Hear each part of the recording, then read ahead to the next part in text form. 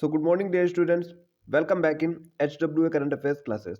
आज हम लोग पढ़ने वाले हैं 15 फरवरी का इंपॉर्टेंट करंट अफेयर जो कि आपके लिए मोस्ट इंपॉर्टेंट होने वाला है।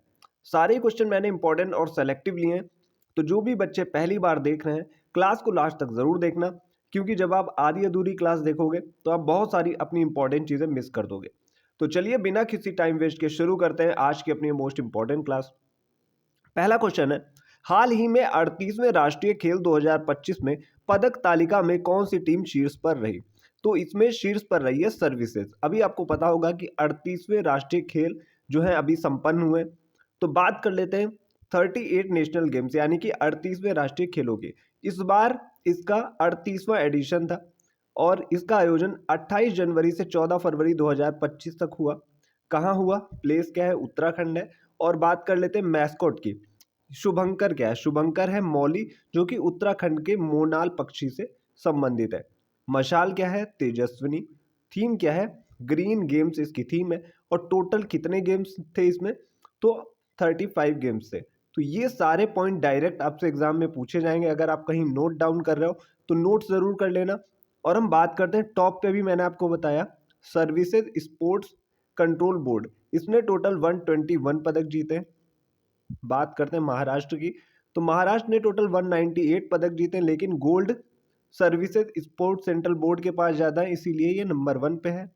बात करते हैं थर्ड नंबर पे है हरियाणा, 153 टोटल पदक जीते हैं। कर्नाटक की बात करें तो कर्नाटक ने 60 जीते हैं, चौथे नंबर पे।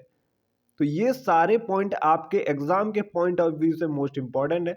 अब हम बात करते हैं, अगर हमको पता है कि 38वें राष्ट्रीय खेल उत्तराखंड में हुए, तो ये भी पता होना चाहिए कि 37वें राष्ट्रीय खेल यानी कि इससे पिछला वाला एडिशन कहाँ हुआ।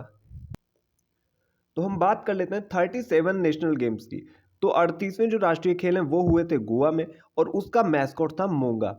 और टॉप पे कौन था? टॉप पे था महाराष्ट्र। तो ये भी आपके एग्जाम के पॉइंट ऑफ व्यू से मोस्ट इंपॉर्टेंट हो जाता है। अगर ये क्वेश्चन नहीं तो ये आपसे जरूर पूछेगा। अब हम बात करते हैं कि आगे आने वाली जो खेल प्रतियोगिता होगी 39th नेशनल गेम्स, तो ये कहाँ होंगे? मेघालय में होंगे। और ये कब होंगे? 2027 में होंगे। और क्वेश्चन आपसे ये भी पूछ सकता है कि फर्स्ट नेशनल गेम्स कब हुए थे? तो ये लाहौर में हुए थे 1924 में। तो आई होप मैंने सारे ही पॉइंट आपको यहाँ से कवर कराए। तो जो भी बच्चे क्लास को लास्ट तक देखेंगे, तो जब वो एग्जाम में बैठेंगे तो काफ़ी चीज़ें उनको समझ में आएंगी कि हमने कम टाइम में करंट तैयार की है और उसका आज उनको फायदा मिल रहा है। अब हम चलते हैं सेकंड नंबर के क्वेश्चन पे। तो हम लोग आ चुके हैं अपने सेकंड नंबर के क्वेश्चन पे। हाल ही में किसे ब्रिटिश साम्राज्य का सबसे उत्कृष्ट आदेश सम्मान मिला? तो ये मिला एन चंद्रशेखरन को। यह पुरस्कार विदेशी नागरिकों को दिया जाने वाला प्रतिष्ठित पुरस्कार है और इनको यह पुरस्कार यूके भारत व्यापार संबंधों में योगदान हेतु दिया गया। और एन चंद्रशेखरन 2017 से टाटा सन्स के चेयरमैन है। तो आपको ये भी चीज़ें क्लियर हो जाएंगी। अब हम इसी से रिलेटेड, जैसे इनको भी पुरस्कार मिला है ना, तो इसी से रिलेटेड कुछ जो महत्वपूर्ण पुरस्कार है आपके एग्जाम के पॉइंट ऑफ व्यू से मोस्ट इंपॉर्टेंट है, इनको भी रिवाइज कर लेते हैं। मिस यूनिवर्स 2024 कौन बनी? विक्टोरिया केजर थीलविक बनी। रामानुज पुरस्कार 2024 किसे दिया गया? अलेक्जेंडर डन को दिया गया। हैरी मैसल पुरस्कार किसे दिया गया? विभव तालुकदार को मिला। सखारोव पुरस्कार 2 लोगों को मिला, मारिया कोरिना मछाडो और एडमंडो गोंजालेज को मिला। बात करते हैं कालिदास सम्मान पुरस्कार 2023, ये मिला है रघुपति भट्ट को। मानवतावादी पुरस्कार 2024 मिला है मोहन जी को। ये था आपका सेकंड क्वेश्चन। अब हम चलते हैं थर्ड क्वेश्चन की ओर। तो अब हम लोग बात कर लेते हैं थर्ड क्वेश्चन की। हाल ही में the new icon Savarkar and the facts पुस्तक किसने लिखी? तो ये लिखी है अरुण शोरी ने। अब पुस्तक की बात हो रही है तो पुस्तकें भी आप लोग जरूर पढ़ के जाइए। 2024 की सारी लिस्ट मैं डाल दूंगा, मैं पढ़ा भी चुका हूँ आपको, आप वीडियोस में देख सकते हो। और बात करते हैं इसी से रिलेटेड कुछ और पुस्तकें हैं जिनका रिवीजन मोस्ट इंपॉर्टेंट होता है। और मैं अक्सर कोई भी अगर पुस्तक का क्वेश्चन आता है मैं उसके साथ में आपको रिवीजन जरूर कराता हूँ। और रिवीजन एक मोस्ट इंपॉर्टेंट चीज़ है। ब्रिंग इट ऑन किसने लिखी है? दीपा मलिक की है। दलाई लामा ऑटोबायोग्राफी है दीपा मलिक की। Dalai Lama secret to happiness doctor Dinesh Sahra की पुस्तक है। Why Bharat matters S Chandrashekhar की, एग्जाम में 2 से 3 बार पूछी जा चुकी है। Mountain mammals of the world M K Ranjit Singh की पुस्तक है। Ratan Tata alive Thomas Matthew की पुस्तक है। कॉल ऑफ द गिर परिमल नाथवानी की पुस्तक है। आई हैव द स्ट्रीट्स, अ कुट्टी क्रिकेट स्टोरी। आर अश्विन की पुस्तक है ये पुस्तक, और वाई भारत मैटर्स एग्जाम में पूछी जा चुकी है। अब हम चलते हैं अगले क्वेश्चन की तरफ। तो हम लोग आ चुके हैं फोर्थ नंबर के क्वेश्चन पे। हाल ही में ग्रीस का राष्ट्रपति किसे चुना गया? तो देखिए, जो अंतरराष्ट्रीय नियुक्तियां होती हैं इन्हें भी आपको जरूर पढ़ के जाना है, क्योंकि आजकल के एग्जाम में क्वेश्चन इतने इजी नहीं आते हैं, क्वेश्चन आते हैं टफ। तो ग्रीस के राष्ट्रपति कौन बने? कॉन्स्टेंटाइन टेसोलस बने, और ये कैटरीना सेकेल रोपालू की जगह लेंगे। ये ग्रीस की पहली महिला राष्ट्रपति थी। अब हम बात करते हैं ग्रीस की। तो ग्रीस की कैपिटल है एथेंस, यहाँ की करेंसी है यूरो, और यहाँ के पीएम है कायरियोकोस मिटसोटाकिस। अब हम बात करते हैं इसी से रिलेटेड कुछ महत्वपूर्ण जो नियुक्तियां हैं उनको भी पढ़ लेते हैं, जैसे कि लेबनान के नए राष्ट्रपति कौन बने? नवाब सलाम बने। बेल्जियम के नए राष्ट्रपति कौन बने? वार्ट डी बेवर बने। और आयरलैंड के नए प्रधानमंत्री कौन बने? माइकल मार्टिन बने। बेलारूस के नए राष्ट्रपति कौन बने? अलेक्जेंडर लुकाशेंको बने।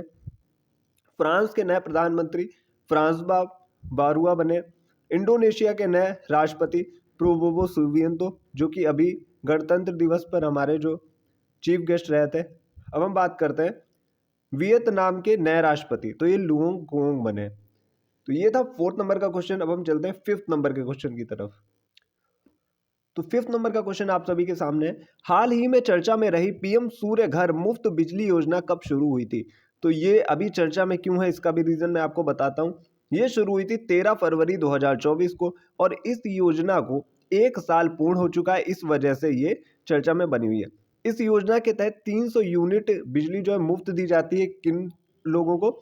जो लोग सोलर पैनल लगवा रखे हैं उनको। इसमें 2 किलोवाट तक सोलर पैनल की कॉस्ट का जितने भी लागत आती है उसकी आपको 60% सब्सिडी वापस कर दी जाती है। तो इसलिए चर्चा में रही थी, क्योंकि इसका अभी 1 साल पूर्ण हो चुका है। अब हम बात करते हैं 6 नंबर के क्वेश्चन की। 6 नंबर का क्वेश्चन आपके सामने है।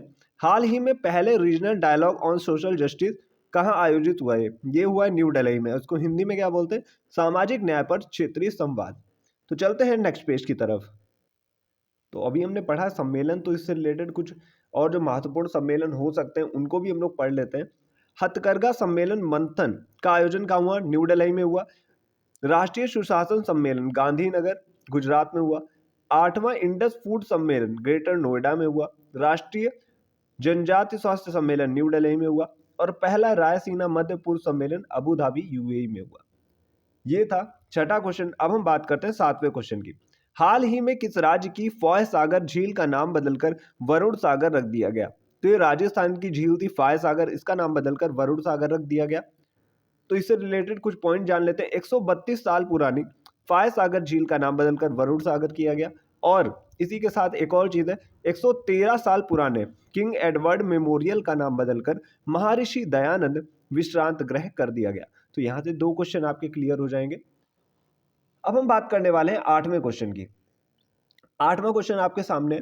हाल ही में विश्व यूनानी दिवस कब मनाया गया? तो ये मनाया गया 11 फरवरी को। हकीम अजमल खां की जयंती के रूप में मनाया जाता है। ये एक समाज सुधारक थे और एक हकीम भी थे। थीम क्या है? एकीकृत स्वास्थ्य समाधान हेतु यूनानी चिकित्सा पद्धति। ये आप लोग थीम जरूर याद रखिएगा। अब हम बात करते हैं 9th नंबर के क्वेश्चन की। 9th नंबर का क्वेश्चन क्या है? हाल ही में प्रधानमंत्री मोदी ने मागा MAGA और मीगा MIGA की नई अवधारणा कहाँ प्रस्तुत की? तो ये इन्होंने प्रस्तुत की है USA में। मागा की फुल फॉर्म होती है मेक अमेरिका ग्रेट अगेन, और मीगा की फुल फॉर्म हुई मेक इंडिया ग्रेट अगेन।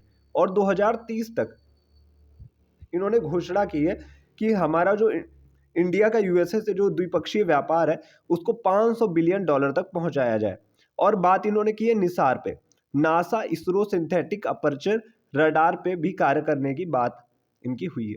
अब हम बात करते हैं 10th नंबर के क्वेश्चन की। हाल ही में पीएम मोदी ने किस देश में आयोजित संवाद वैश्विक हिंदू बौद्ध पहल कार्यक्रम को संबोधित किया? तो बैंकॉक थाईलैंड में अभी ये हुई है, और इसको पीएम मोदी ने डिजिटल वीडियो कॉल के थ्रू संबोधित किया है। और बात करते हैं शुरू कब हुई थी? तो इसे शुरू किया था भारत और जापान ने, इसको शुरू किया था 2015 में। तब जापान के प्रधानमंत्री थे शिंजो अबे। अब हम चलते हैं नेक्स्ट पेज की तरफ। तो फाइनली हम लोग आ चुके हैं अपने वीडियो के मोस्ट इंपॉर्टेंट पार्ट की तरफ, 10 वन लाइनर क्वेश्चंस की तरफ। पहला क्वेश्चन है, स्पेस एक्स मिशन किस रॉकेट से लॉन्च हुआ? GSLV C60 से, और ये इसरो का 99 नंबर का मिशन था। याद रखिएगा, क्वेश्चन डायरेक्टली एग्जाम में आएगा। किस राज्य ने भूस्खलन को गंभीर प्राकृतिक आपदा घोषित कर दिया? तो अभी केरल के वायनाड में जो अभी भूस्खलन हुआ था, इसको वहां की सरकार ने गंभीर प्राकृतिक आपदा घोषित किया है। भारत का पहला कांच पुल बोस्टरिंग आर कहाँ है? तो ये तमिलनाडु में। मोस्ट इंपॉर्टेंट क्वेश्चन है। फोर्थ नंबर का क्वेश्चन है, प्रो कबड्डी लीग 2025 का खिताब किसने जीता? तो ये जीत लिया हरियाणा स्टीलर्स ने पटना को हरा के। 33वीं संतोष ट्रॉफी किसने जीती खिताब? तो ये जीता बंगाल ने। छठे नंबर का क्वेश्चन है, दुनिया का पहला ऊर्जा साक्षर शहर बनने हेतु जलवायु मिशन किसने शुरू किया? तो ये शुरू किया इंदौर ने। 7वें नंबर का क्वेश्चन है, इसरो का 100वां मिशन कौन सा है? तो ये है NVS-02। एक सैटेलाइट है, नेविगेशन सैटेलाइट है, और इसे लॉन्च किया गया है GSLV F-15 से। मेजर ध्यानचंद पुरस्कार कितने लोगों को दिया गया? 4 लोगों को, मनु भाकर, हरमनप्रीत सिंह, प्रवीण कुमार और डी गुकेश। मनु भाकर का संबंध शूटिंग से, हरमनप्रीत सिंह का संबंध हॉकी से, प्रवीण कुमार एक पैरा एथलीट है, और डी गुकेश एक चेस प्लेयर है। अब हम बात करते हैं, अभी टाटा स्टील जो चेस चैंपियनशिप हुई थी उसमें डी गुकेश को आर प्रज्ञानंदन ने हरा दिया। ये भी आप लोग याद रखिएगा। जोथम नापत किस देश के अभी प्रधानमंत्री बने हैं? तो ये बने वानुअतु देश के प्रधानमंत्री। पहली तटीय वेडर पक्षी जनगणना कहाँ शुरू हुई? जामनगर गुजरात में शुरू हुई। तो ये थे रिवीजन के क्वेश्चन, और आज का क्वेश्चन है जिसका जवाब आपको कमेंट बॉक्स में देना है। 69वां यानी कि 69th रेलवे डिवीजन कौन सा बनेगा, और भारत पोल का संबंध किससे है? आई होप जो भी बच्चे लास्ट तक क्लास देखते हैं उनको आगे आने वाले एग्जाम में कोई दिक्कत नहीं होगी करंट की, और सारे क्वेश्चन मैं ऐसे ही आपको रिवाइज कराता रहूंगा। आज के लिए इतना ही, मिलते हैं नेक्स्ट इंपॉर्टेंट करंट अफेयर्स के वीडियो के साथ। Thank you.